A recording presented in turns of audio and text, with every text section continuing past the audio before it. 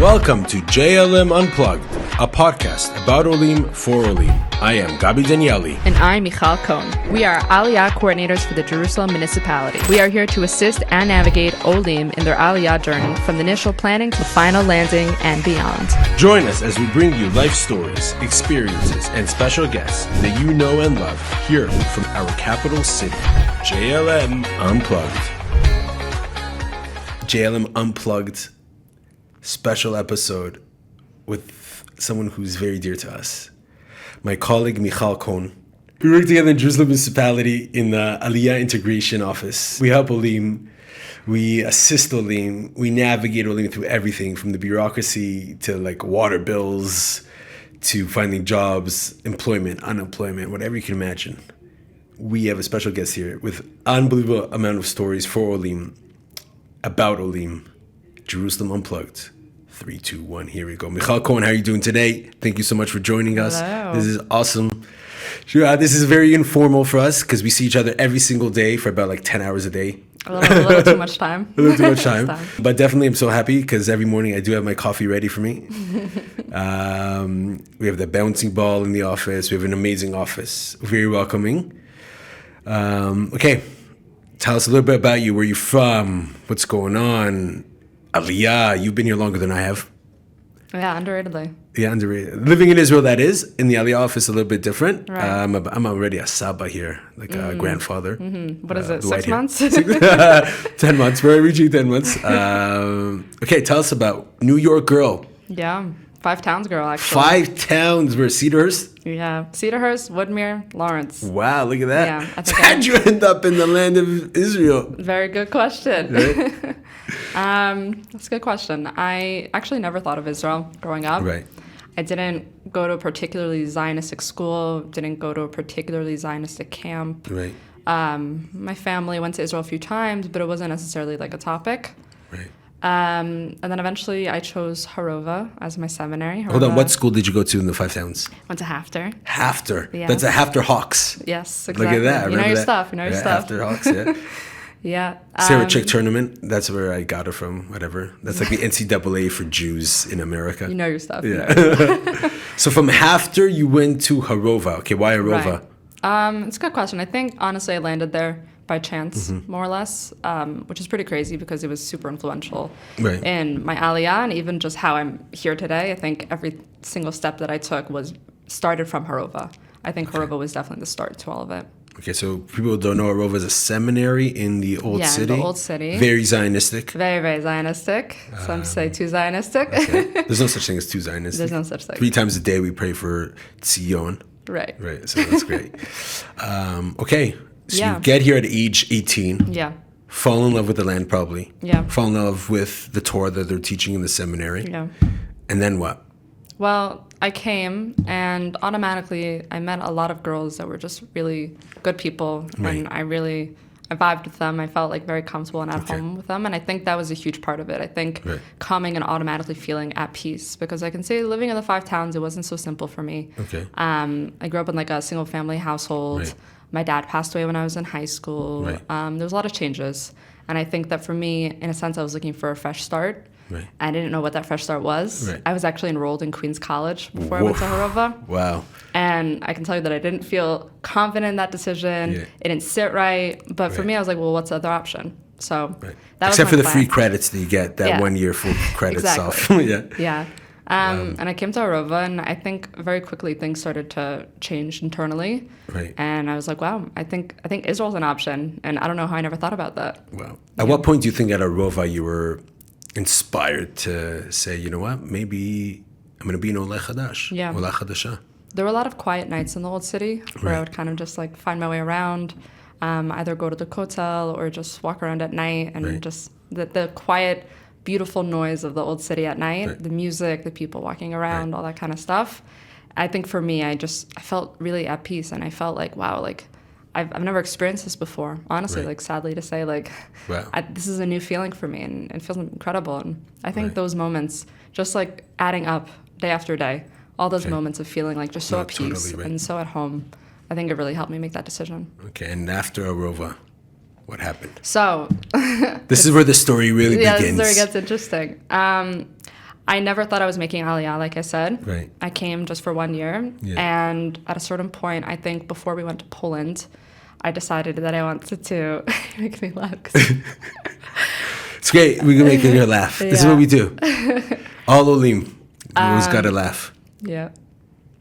We went to Poland. Yeah, so we went to Poland, and Right. that was really emotional. And I think that even more so made the feeling stronger Right. about wanting to be somewhere where I felt like it's my place, and this is where we're meant to be, and Right. all of the history, all the things we went through as a Jewish people, and like where we're supposed to be now.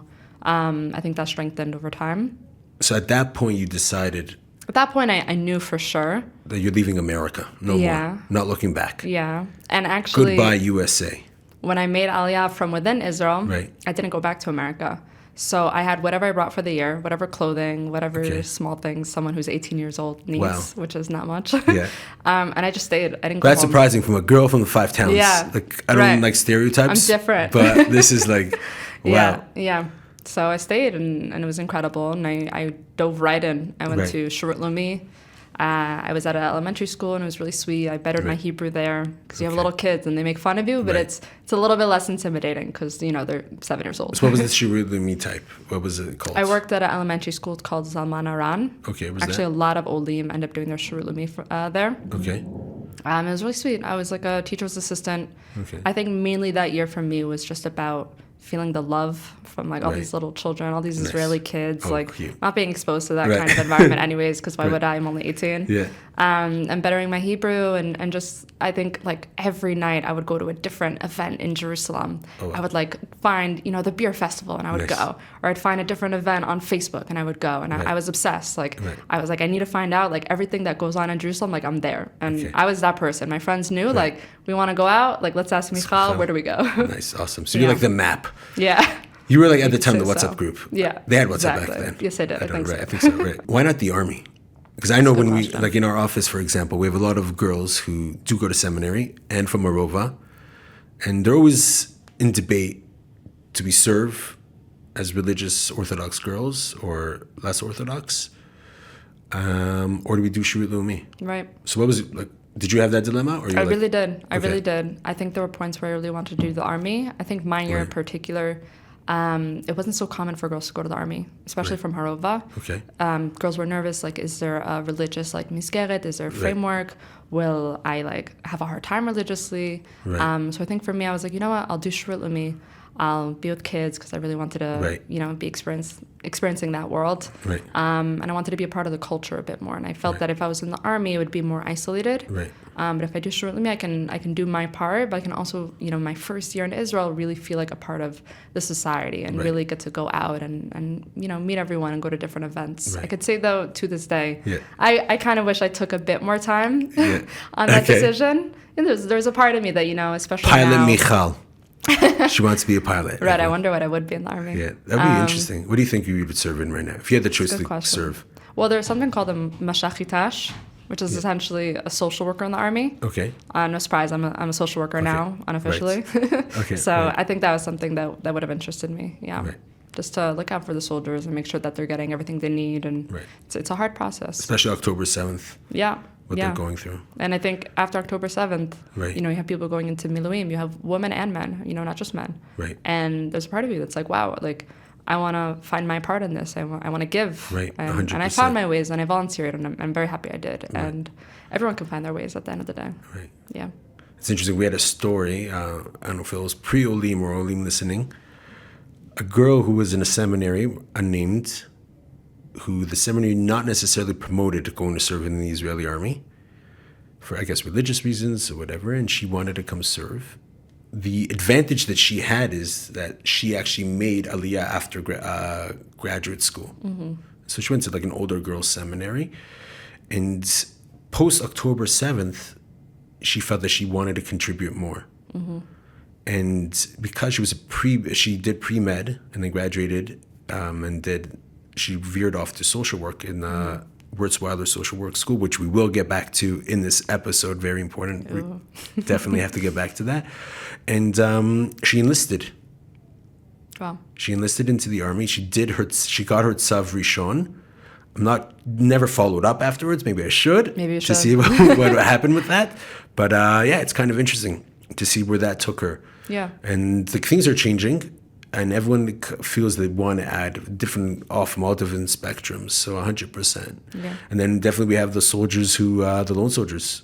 You know, we were recently at the Nefesh B'Nefesh for the Miluim Nikim, helping them out, giving them advice about what it means to integrate here in Yerushalayim post-army, right? And after making official Aliyah, with even the minor things, you know, with getting discounts. Yeah, And I mean, they all matter. Right, day to day, everything. Right. We give you so much here in Jerusalem. Post-Shirulumi, what does Michal, right. Angel at the time do? Right? Angle. But most Okay. people thought it was Angel, which I'm not so upset about. Okay, so Angel, yeah. Yeah. I took a very classic path, actually, and I'm very happy I did. I recommend it now to Olim a lot.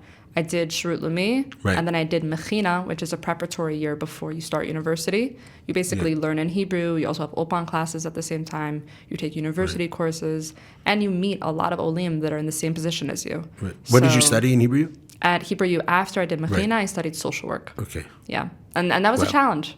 In Hebrew? In Hebrew. Wow. And that was the challenging part. Okay. Yeah, I mean, that was my first time really being in a framework where I'm the Ola and everyone around me is Israeli. Wow. Right? Shurut Lumi, like I was with another Ola Chadasha, and we were in an Olim apartment. Okay. Mechina, it's for Olim, you know? So you always have that cushion. And then I went to study social work. Yeah. It's like, oh, wow, okay, I'm the one who doesn't speak Hebrew. You all speak Hebrew, and let's go. This is the time. This is the time to actually practice what you learned. That's after training camp. Yeah.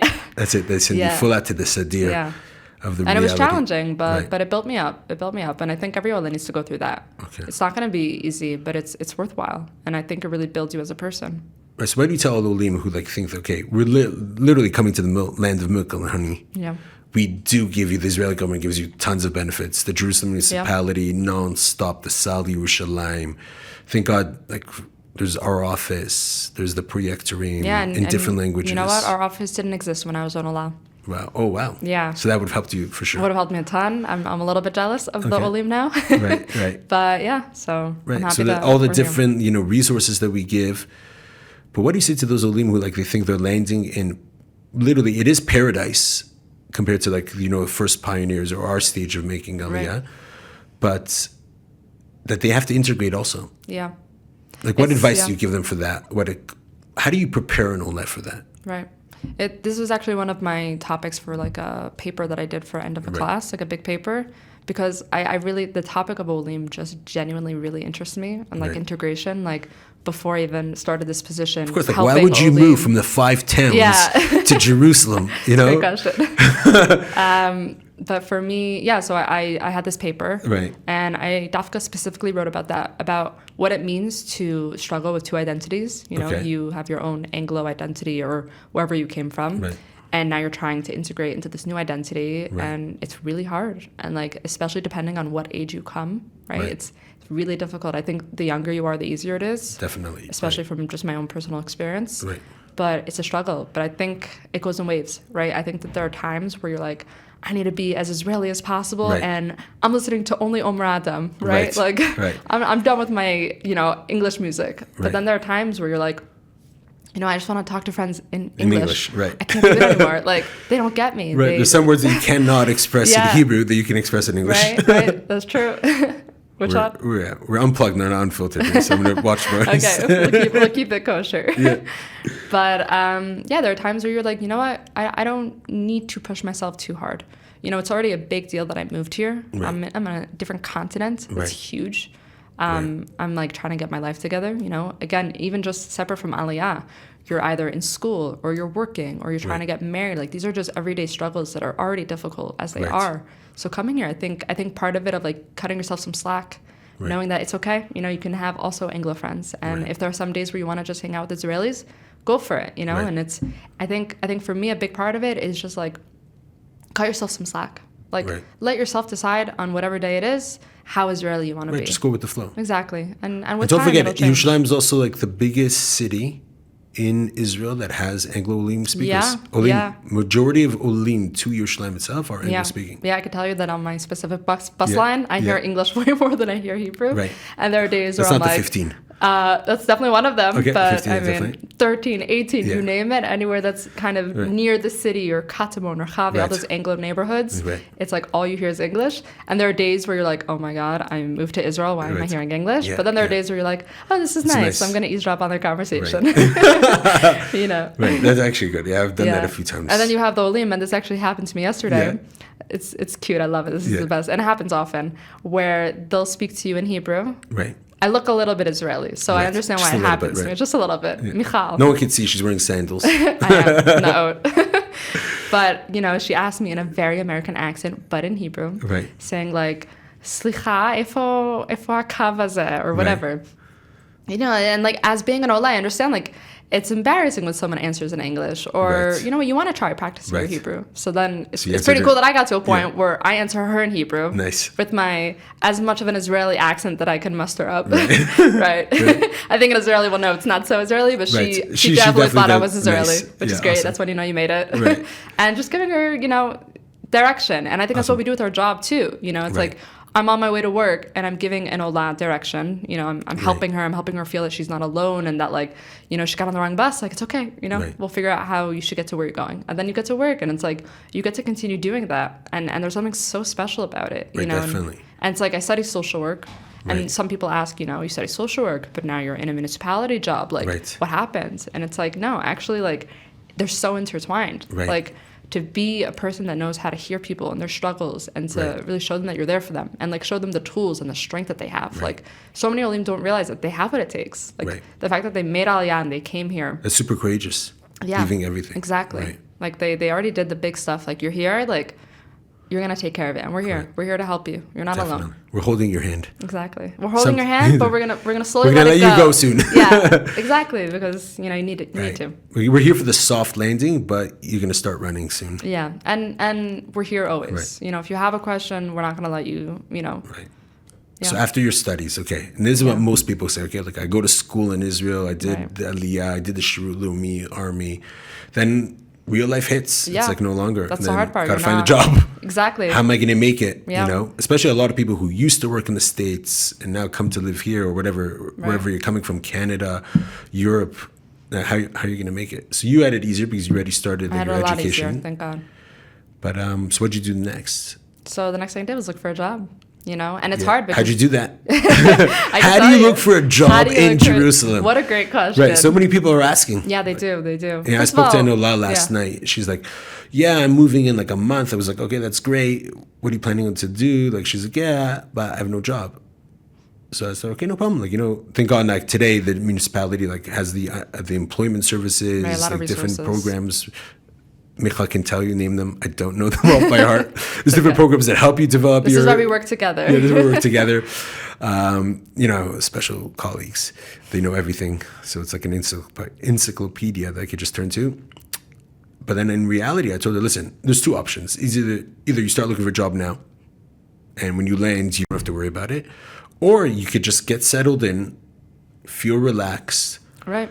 get used to the living quarters, get everything, you know, in order. Your bituach leumi, Right. your kupat cholim, your water bill signed up. You find Yeah, your there's a way lot of around. different paths to take. Right. Like there's some people where I would suggest just, you know, if you come and you're, you know, you kind of have enough backup financially for this. It's Right. not for everyone, but Right. if you have that availability, Right. then you start with Ulpan. Do all the, you know, bureaucratic stuff that we're here to help you with. Right. Start with Ulpan, better your Hebrew, and just Right. like have a smoother landing. You know, and then for the Olim that don't have that option, Right. there are a lot of jobs where, you know, you can work remotely. So you can continue a job that you had wherever you were. If you were in Right. America, Canada, wherever, Right. you can continue. A lot about Israel, and I say all the time, and I think everyone says all the time, is it's about networking, Right. you know, and like that's why meeting people and, you know, kind of going a bit out of yourself and being more friendly is important because the more that you tell people you're looking for a job, the more you're higher able to chance you're going to find get a it. job. How'd Yeah. you find your job here? Honestly, the Nefesh B'Nefesh job board, you know. Oh, look at that. Nefesh b'nefesh shout. This isn't an advertisement, but Okay. the Nefesh B'Nefesh job board, that is exactly how I found my job. See. And it was really helpful. And again, like getting the word out, talking to people, Right. you know, being open that I'm looking for a job because everyone's looking for a job at a certain point. And we all can help each other. And that's a beautiful part about Israel and Jerusalem. Right. People don't have busha. They don't have that embarrassment. Like, tell people. Right. And Hebrew? Yeah. You picked it up. That helped for Yeah, this it job. helps. It helps. And really, no matter what level you're starting Right. at, you'll get there. You just have to really care, and you have to really, be dedicated. Right. And there are many ways to learn Hebrew. You can listen to Omer Adam on the bus, and he will teach you Hebrew. Yeah, look at that. Believe it or not, or watch. Yeah. I say this to a lot of Olim. Actually, we were dealing with a family. I think Lakewood or where was this? I don't know, Tom's River, one of these places in New Jersey, and very brave family. I'm not going to mention their name, obviously. That picked up and decided we're coming to Jerusalem. It was their dream. A bunch of kids, and when she first contacted me, she said, "How do we get, fluent in Hebrew before we land?" I said to her, "Listen, just literally watch Israeli TV." Yeah, watch Fauda. Watch Fauda. Okay, right. Right. I don't know about Fauda. I watch Israeli that might news. scare them a bit.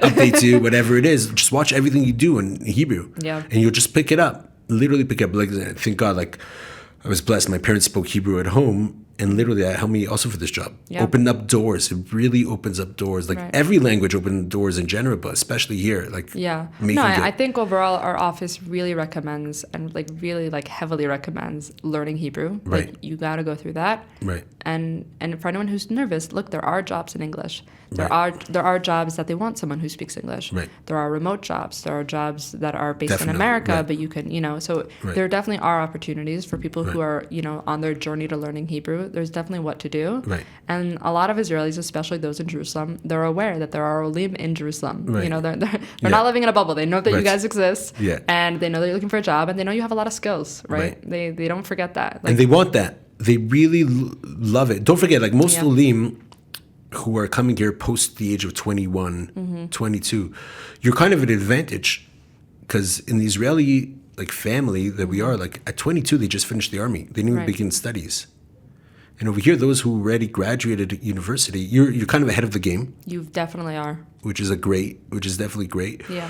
Also, we're not taking away from serving the Israeli army, God forbid, protecting the Jewish people. We pray for those soldiers and for our hostages to come back. And it's amazing. In our office, we have 5-6 different languages going on at once, different Right. coordinators. We have the whole Russian coordinators who had to do a lot with immigrants coming in from Ukraine because of the war. And from Russia itself, there's a big Aliyah coming in, as well as the post and former USSR countries, Azerbaijan, Right. right? They just flew to Azerbaijan. Wow. Big event happened there. But then we have the French. Unbelievable work that they're doing, constantly flying back to Paris. Thank God that they're flying back to Paris. Aside from bringing Olim, we get amazing desserts and gifts. We have the Spanish coordinators who are dealing with South America, like Argentina, Brazil, Peru, like you mentioned. Mexico is a very big one coming up. Obviously, us, the English coordinators, we're dealing with every single country possible that speaks English. Even in Europe. Even in Europe, Italy. Yeah. Even though I've descended, I come from Italian, hence the name Daniele. But definitely, from all the countries in Europe that speak, Sweden, we have a famous story, about the Swedish family. Yeah, Close to our hearts. Close to our hearts, very dear people. We have a coordinator who deals with young adult events who speaks Mandarin. So that's Right. amazing. Even Mandarin. Right. And we even have Amharic, right? Abat. Right? Abba deals with all the Ethiopian, which he's going to be an episode himself, hopefully, all the Ethiopian Jews. Our office is great. We have all 4 languages and then a few other additional ones Right. informally. And it's kind of cute because, we have to communicate in Hebrew. Right. That's the only common language. Right. That's our mutual Right, language. it's our mutual so it's language great. You that have we a bunch of communicate old names speaking Hebrew and Right. all of their own accents. It's kind of funny. Different cultures also. Yeah. We have different cultures. Right. Also. Everyone brings in their own food, so we get to learn about their different Right. culture. Yeah, but our office is great, honestly. Right. I had an Olim Yeah. that came just to know about Opan, right? That was the only thing that came to his mind that he had Right. questions about. And then we just open it all up on the table, as does happen every time I meet an Ole. And we just end up talking about all the rights that they had no idea that they were entitled to. And it's Right. crazy. And it's I think that's a big reason why we're here, to really help the Olim understand that there's a Right. lot of things that you're entitled to, and you should know about them, and you should Right. take advantage of them. We're definitely your guardian angel here when Yeah. you land. Yeah, a lot of projects coming up. A lot of projects. Yeah, Kalkalan of Yeah. Rona is to help Olim if they're in any financial situation. Even if they're not, even if they're doing fine, but they have Right. no idea how to read their payslip, for Right. example, right? They got a Right. new job in Israel. Right. What First is of all, it's this? all in Hebrew. Yeah, they don't translate it for Right. you. There's no translation here, Right. unfortunately. Right. Right. So yeah, if you need help understanding your payslip, Right. if you want to understand the banking system, if you Right. want to just know, what grocery store should I shop in, so Right. I don't end up buying the most expensive, groceries. There are a lot of Olim that fall into that. Right, right. So yeah, thank God one of our projects is that we're setting up one-on-one private meetings. Okay, amazing. It's something that costs so much money in a Right. different, Right. circumstance. One-on-one private meetings about like financial, guidance and understanding your payslip. It's a private banks. financial advisor, people. Yeah. We're offering a free Yeah. private financial advisor from Right. the Jerusalem Municipality for Olim, Anglo-speaking, please. Right. And then, finances are just one aspect of Right. someone's life. Then you have the whole other aspect, which is just what they're up to in life, one of their struggles, So another thing in partnership with the Jerusalem Therapy Center, the JTC, Right. is, as we're starting support groups. Right. So for all listen to that. different 3 types. support groups coming up with Jerusalem Municipality and JTC, Jerusalem Therapy Center. By the way, just to go to a therapist in Israel is super expensive in general. Sometimes. There are organizations, again, for Olim, like That every help you other out, type of right. organization, that really want to help you out. Right. In America, by the way, it does cost like what, minimum $300 an Yeah, hour. it's a lot. Right. They're making bank. But over here, the JTC, which is basically a combination of Wurzweiler and Amudim. Exactly. 2 unbelievable, God bless them, organizations. And Wurzweiler's school, graduate school for social work in Yeshiva University. And JTC, Amudim combined to help give assistance, therapeutic assistance in all different life factors. Yeah, whenever in it goes general, the JTC is like open for any Anglo-Olim of all ages to Right. receive therapy at a very comfortable rate. Very comfortable rate. Yeah. Okay, from experience, very like, super cheap. Just get the hint. Right. And we're opening up with them 3 groups. Please, Michal, tell us a little bit about that. So they're support groups actually, Right. because they really do believe that Olim have the power to help other Olim, right? And separate from having one-on-one therapy, support groups Right. really enable you to all talk to each other about the different struggles that you're going Right. through. You all can relate to each other, Right. different things like that. So yeah, there's support groups for all 3 different types of demographics. There's for young adults, there's Right. for retirees, Right. and there's for single-parent households. Single-parent And I think we and- both can relate to Right. different groups. Definitely. And why do we choose these ones? Because honestly, maybe there needs to be more support groups coming up later on. Yeah. But these are the main factors that we see with Olim. A lot of, older people are making Aliyah. This has been their dream. They've worked, and they're realizing it's time for them not to go to Florida for the summers. They're coming to Jerusalem Kodesh, which is unbelievable. A lot of parents who are making Aliyah or single-parent households. I'm one of them. Definitely, there's a project that's very dear to my heart, and fantastic people who are going to be guiding us, programming. So we definitely encourage for that sector to join. And we've got also the young adults. Yeah, look, it's hard. I mean, Right? Being single, alone. being single, being alone, jobs, Right. all of it. There's so many topics, and Right. thank God with these groups, Right. you can discuss all of them. Right. So these are projects that are coming up as well. And we're about to wrap it up. So we do got to ask you the famous question. Okay. Okay. At what point, and I love this question, and it really tells me really the point of satisfaction that we get from an Ole. At what point did you feel super confident that Aliyah was the right thing for you? Yeah. And that you made the right decision, leaving the USA, saying goodbye to America, even leaving your family, being the Avram Avinu of our generation and being an empowered female, Jewish, proud woman, accomplishing something here that's really hard on your own. I think, well, first of all, I kept a journal for myself for Right. all those moments where I'm I just stop in the middle of the street and I'm like, this is amazing. I Right. can't believe I did this. I Right. feel so good, Right. And I wrote all those down, and I have a few, Okay. I think it's something that everyone has an answer, Right. but they have multiple answers. And that's what's so amazing about it. It's not just Right. one moment and you hold on to it. I Right. think you have many of those moments frequently. Right. And that's what's so amazing about living here. Right. Really. I can say recently the one that pops out the most is October 7th, when everything happened. Right. We were in America because we were there for the Chagim. Right. And it was really hard to be there. I it felt wrong. Like I knew that I was not home. Right. I wasn't where I was supposed to be. Right. And we just so badly wanted to come back and wanted to come Right. home. And Right. I think for me, I was like, yeah, okay, this is definitely my home. You know, I'm not leaving. This is. And it's this is not where I cliche. belong. People may think, okay, they're just speaking here like on JLM Unplugged, you know? Like, oh, the cliche, trying Yeah. to convince people to make Aliyah. No. Yeah. Some people, you know what? You don't need to make Aliyah. Yeah. Maybe it's not your mission in life. Maybe It's you're fine. meant to be, you know? A very dear friend of mine who is a Chabad Shaliach, actually, I'm not going to mention the city, maybe he doesn't want to be mentioned, but in a place that in America that's like pretty, you know, not so safe for Jews, let's say that, at this moment. And yeah, his dream is to live in Israel eventually. But he knows right now his purpose, his mission is to be where he is because he's got to take care of what he has to do there for the Yeah. Jews that he has to be. And that's okay. That's fine. That's perfectly his purpose. Exactly. But for those who are interested, and that's what we want to point out here in JLM Unplugged, we do Idud Aliyah, but it has to come from yourself. Yeah. We're not here to convince you to We're come not here to convince Israel. Aliyah. When you've made that decision that you want to come, We're here to assist you all the way. Exactly. Right. Every step of the way. Right. Now, there's other organizations that do that. They will help you make that decision. Right. We can guide you through what your interests are. We can tell you all about the amazing city of Jerusalem. We can tell you what you need to do to make it here. And everyone can make it here. Without a doubt, everyone can make it here. It's really hard. You know, I used to be one of those people who did not want to make it there because financially I was like, there's no way I'm going to make it there. I don't want to be, you know, doing something that, you know, struggling. And you know what? I'm maybe not making the millions that I used to make. Yeah, I was still the millions, but dropping down. But I'm living somewhere I'm happy. Yeah. You know, and it took time. It took a long time to get there, but it's all a matter of perspective. And believe it or not, Jerusalem does grow on you. Israel grows on you. People here grow on you. And I can't see myself, at least I'm speaking about myself, live anywhere else. Yeah. Now, do I go back and visit? Definitely. Do I love it? Do I have things that I miss? Yeah, of course. Yeah, you miss the I miss the shopping. winter. I miss the shopping. Yeah, definitely.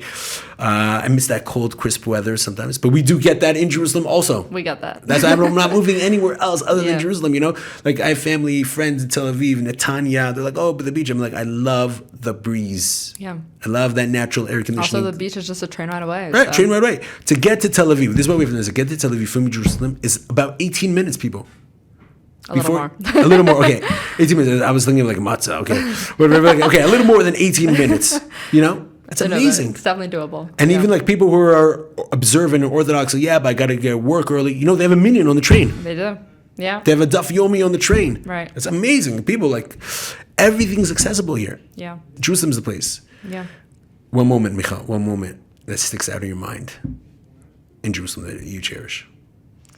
I find myself often going to falafel stores. Okay. I'm a falafel kind of girl. Okay, by the way, and if you're vegan, You can enjoy food in Jerusalem is Jerusalem. the best place for you. You know? Yes. Kosher vegan, even not kosher, but Believe kosher it or not, vegan. falafels are vegan. Yeah. Yeah. And believe it or not, so Michal, tell us about your Yeah. favorite place to go to. Oh, too many. Okay. But I will say that when I go, this happens frequently. When I go to falafel stores, it's like I'm just sitting there and I'm surrounded by middle-aged Israeli men, and there's just something about it that's just amazing. Right. It's like it's entertaining, but it's warming, and it's just those Flirtatious. These Israeli men are flirtatious. God. Open shirt, Yeah. hairy chest, standing there. Manishma. How you doing? They're loving that. But yeah, I mean, it's those little moments. Like at the end of the day, as cliche as it sounds, Right. it's those little moments. Like it's incredible, you know. Right. Okay, so what's our message? Our message to all Olim from JLM Unplugged here is... I think my message, at least, Yeah. is do things at your own pace. Don't be hard on yourself. Right. You know, you'll get things done. You'll get to where you want to be. Right. And take advantage of all the resources that are there for you. And we're here to help you, really. We're without a doubt. Like, we have so many resources available for you to make it here, to be so happy. Well, of course you're happy because you're in Jerusalem. Okay, so we'll wrap it up. Thank you so much, Michal. Thank you. See you in the office. I'll see you in the office. Peace out.